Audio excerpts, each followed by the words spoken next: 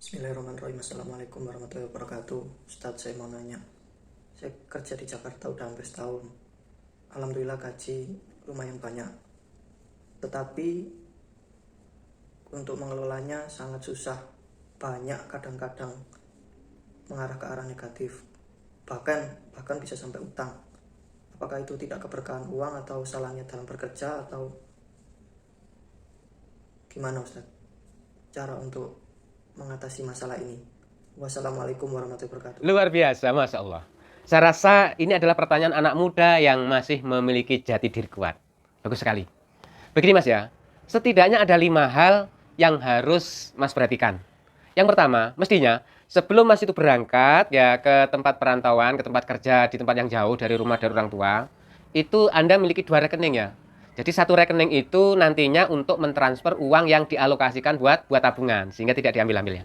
Kemudian rekening yang kedua adalah rekening harian. Nah, itu yang pertama. Yang kedua, Mas harus fokus pada goal ya. Jadi goal itu adalah tujuan yang esensi yang diperjuangkan.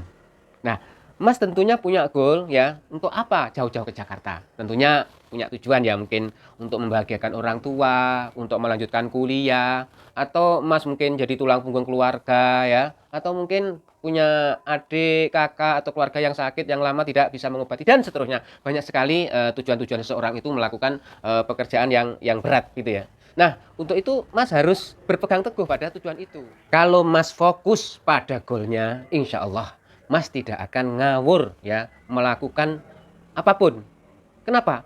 Karena Mas melakukan apapun itu akan terkait erat dengan pengeluaran Anda. Nah, contoh di tanggal muda teman-teman Mas ya yang sudah megang gaji yang mungkin jumlahnya besar dan mereka tidak pernah memegang gaji sebesar itu misalnya, maka akan timbul rasa dendam mereka terhadap keadaan. Jadi maksudnya begini, ketika orang itu megang uang, ya dia akan melihat sesuatu yang sekiranya bisa ditebus dengan uang itu.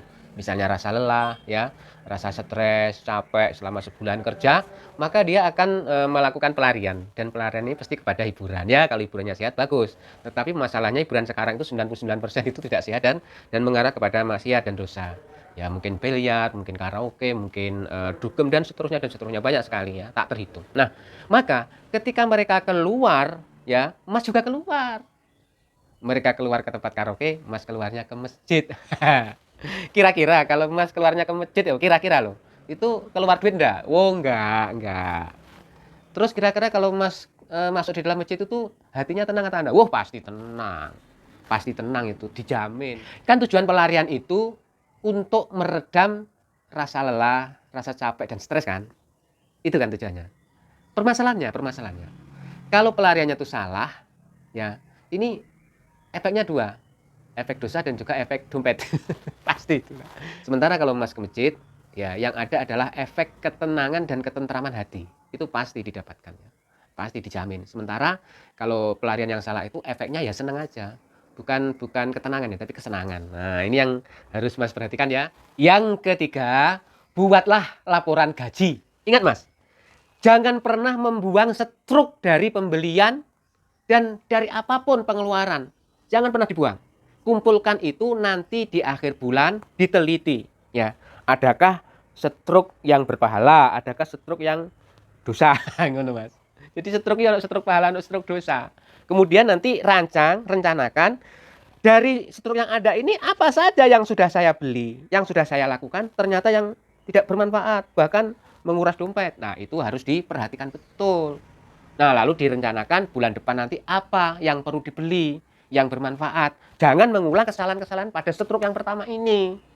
Itu. Yang keempat, membagi dan berbagi. Nih, membagi itu tujuannya adalah untuk mengatur alur kas ya, untuk mengatur alur kas keluar masuk itu maksudnya. Sedangkan berbagi itu untuk kebutuhan rohani. Nah, wes, sekarang membagi dulu. Membagi itu maksudnya terserah Mas bikin rumus apa. Kalau saya sarankan karena masih muda, mungkin belum menikah ya, saya sarankan menggunakan rumus 361. 361 itu maksudnya gini, 30% itu untuk ditabung ya, yang kemudian ditransfer di rekening nomor 1 tadi ya, rekening yang berada di rumah yang tidak bisa diambil-ambil ya. Kemudian yang 60% itu untuk segala kebutuhan. Kebutuhan pribadi ya, kemudian transportasi, makan, minum, pulsa dan seterusnya ya. Nah, kemudian mungkin termasuk kos ya, kalau memang ngekos, itu gunakan yang 60% itu. Gimana caranya agar itu cukup? Apalagi kalau gajinya besar, tentu saja cukup itu ya. Kemudian yang 10% tadi, jadi kan 361 ya, satu itu maksudnya 10%. Yang 10% itu bagi dua, Mas. Yang 2,5% itu untuk beramal. Anggap saja sebagai zakat ya, untuk beramal. Niati sebagai zakat saja ya. Kemudian yang 7,5% itu kirimkan kepada orang tua di kampung. Masya Allah. Mas akan mendapatkan apa? Pertama dari membagi itu, Mas akan mendapatkan ini sistem pengaturan keuangan yang bagus dan benar. Kemudian dari berbagi itu Mas akan mendapatkan kebahagiaan batin ya. Bahagia karena membahagiakan orang tua akan keluar doanya, Masya Allah. Kemudian berbagi ke orang lain ya. Dari 2,5% itu mereka juga akan keluar doanya. Itu sebagai bentuk kebahagiaan tersendiri. Karena kebahagiaan itu tidak hanya menerima dan mendapatkan, Mas, tapi kebahagiaan itu juga berbagi dan memberi. Dan insya Allah porsi kebahagiaan itu lebih besar, lebih tinggi adalah kebahagiaan berbagi atau memberi. Yang terakhir nomor 5 itu evaluation ya. Evaluation maksudnya evaluasi ya. Setelah 1 bulan itu dievaluasi, Mas. Saya sudah melakukan apakah sudah sesuai dengan standar yang saya buat sendiri, apakah sesuai dengan rumus yang sudah saya buat ya. Kemudian bagaimana pengeluaran yang ada di struk tadi, apakah perlu dikurangi atau perlu ditambah. Itu bisa nantinya merubah rumus ya. Merubah rumus dan ini sangat sangat penting ya. Sangat penting ketika misalnya ternyata 60% tadi masih sisa ya, masih sisa 10% misalnya. Maka porsi tabungannya itu ditambah. Porsi tabungan yang 30% itu ditambah, Mas, menjadi 40% misalnya. Atau porsi tabungannya ditambah 5%, kemudian yang 5% dialokasikan kepada amal tadi. Amal itu mungkin nambahi untuk ibu, untuk orang tua, dan juga untuk yang 2,5% tadi dinaikkan menjadi 4% misalnya. Masya Allah, itu sangat sangat luar biasa ya. Lalu apa, Mas, efeknya kalau apa yang saya nasihatkan ini dilakukan? Pertama, Mas nanti ketika pulang di rumah, insya Allah ya, udah jelas Mas punya tabungan. Udah jelas itu. Kemudian yang kedua, orang tua Mas akan bangga. Karena Mas pulang dalam keadaan punya tabungan dan sudah membantu orang tua dan melakukan amal di tempat kerja, dan Mas tetap menjadi orang yang baik karena tidak terpengaruh oleh teman-teman yang tidak jelas begitu ya. Mudah-mudahan Mas selalu tegak lurus, istiqomah ya, tetap taat pada Allah ya. Kemudian nanti gajinya aman, tidak terpengaruh oleh ini teman-temannya yang tidak jelas ya.